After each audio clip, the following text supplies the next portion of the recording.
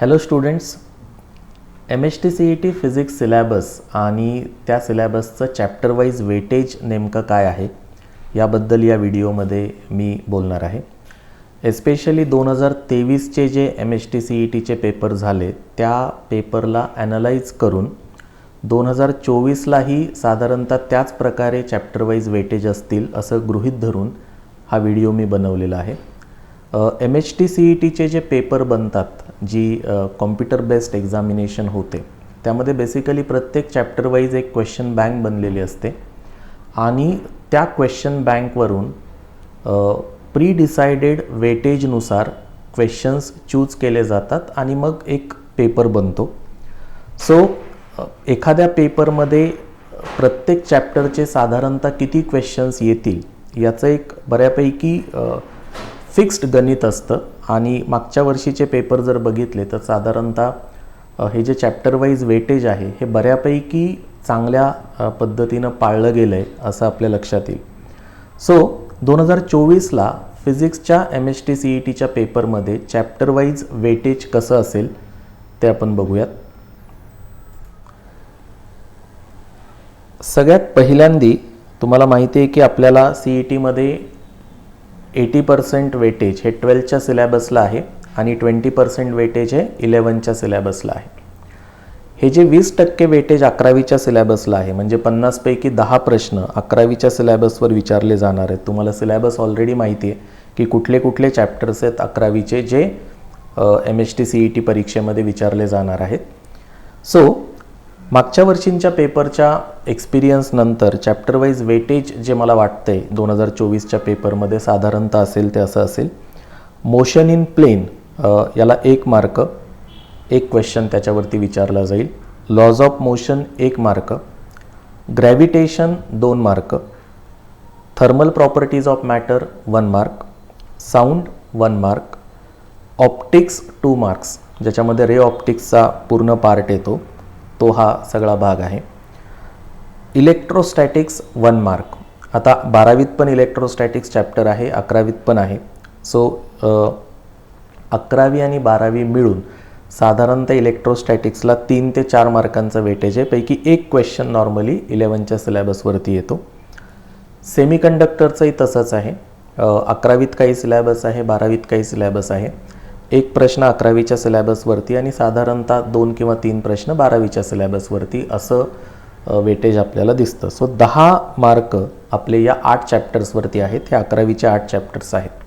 आता बघायला गेलं तर लॉज ऑफ मोशन हा तसा मोठा टॉपिक आहे आणि ऑकेजनली असं झालं आहे की लॉज ऑफ मोशनवरती पण 2 प्रश्न विचारले गेलेत at the expense of some other chapter. Okay, परंतु मोस्टली लॉज ऑफ मोशनवरती 1 प्रश्न आणि ग्रॅव्हिटेशनवरती 2 प्रश्न असं मला मागच्या वर्षीचे पेपर बघताना जास्त जाणवले. 12वीचे जे टॉपिक्स आहेत त्याचं चॅप्टर वाईज वेटेज काय आहे समोर स्क्रीनवरती तुम्हाला दिसतंय बघा. Rotational dynamics 3 marks, mechanical properties of fluids 3 mark, kinetic theory of gases आणि रेडिएशन 3 मार्क. ओके, हे पहिले 3ही चॅप्टर्सला साधारणतः 3-3 प्रश्न विचारले जात आहेत. थर्मोडायनॅमिक्स खरं तर मोठा टॉपिक आहे, परंतु सरप्रायझिंगली मला ऑन अन ॲव्हरेज इथे 2 प्रश्न विचारले गेलेले दिसले. Oscillations 2 mark.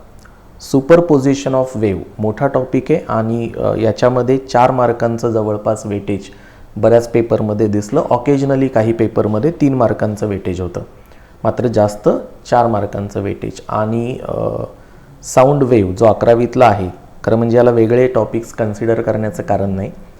सो 11वी आणि 12वीमध्ये मिळून वेव्ज आणि ऑसिलेशन्सला जवळपास 7 मार्क आहेत. ऑसिलेशनचे 2 आणि वेव्जला 5 मार्क अशा पद्धतीनं. 1 मार्क 11वीच्या वेव्जवरती आणि 4 मार्क साधारणतः 12वीच्या वेव्जवरती. वेव्ह ऑप्टिक्समध्ये ऑन अन ॲव्हरेज 3 प्रश्न विचारले गेलेत. इलेक्ट्रोस्टॅटिक्स मगाशी म्हटल्याप्रमाणे 12वीच्या सिलॅबसवर 2 प्रश्न आणि 1 प्रश्न 11वीच्या सिलॅबसवरती असं दिसलंय. क्वचित या चॅप्टरला 3 प्रश्न विचारले गेलेलेही मला दिसलेत. करंट इलेक्ट्रिसिटी 2 प्रश्न विचारले जातात normally. Magnetic fields due to electric current 3 questions आहेत.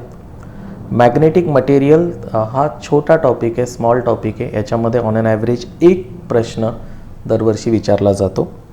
इलेक्ट्रोमॅग्नेटिक इंडक्शन आणि AC सर्किट ह्या दोघांना मिळून 6 मार्क आहेत. बरोबर आहे, ह्या दोन्ही चॅप्टरला मिळून 6 मार्क आहेत. ऑकेजनली असं झालं आहे की EMIवर 4 आणि AC सर्किटवरती 2 किंवा 3-3 अशा प्रकारचं मार्कांचं डिस्ट्रीब्युशन आहे. सो दोन्ही मिळून 6 मार्क आपल्याला म्हणता येईल. आणि तसं पाहायला गेलं तर कंटेंट या 2 चॅप्टरमध्ये खूप नाही आहे. त्या मानाने विचार केला तर वेटेज भरपूर जास्त आहे. ड्युअल नेचर ऑफ रेडिएशन आणि matter 2 mark. Structure of atom and nuclei खरं तर मोठा टॉपिक आहे, परंतु वेटेज बघितलं तर 2 क्वेश्चन्स यावरती विचारले जात आहेत ऑन ॲन ॲव्हरेज असं दिसतंय.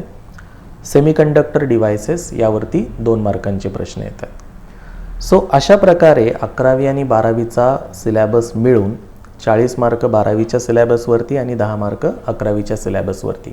साधारणतः हेच वेटेज आपल्याला अपेक्षित आहे या वर्षीच्या 2024च्या MST-CET परीक्षेमध्ये सुद्धा.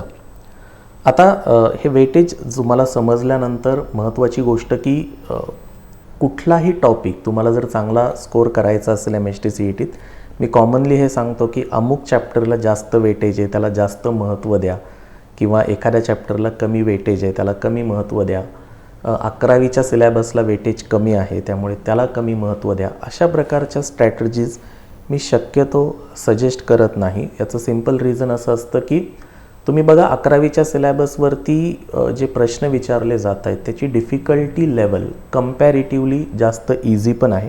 त्यामुळे उगाचच तो टॉपिक ऑप्शनला ठेवून किंवा त्याला कमी महत्त्व देऊन आपले स्कोर्स तिथे कमी होतात, तसं करायला नको.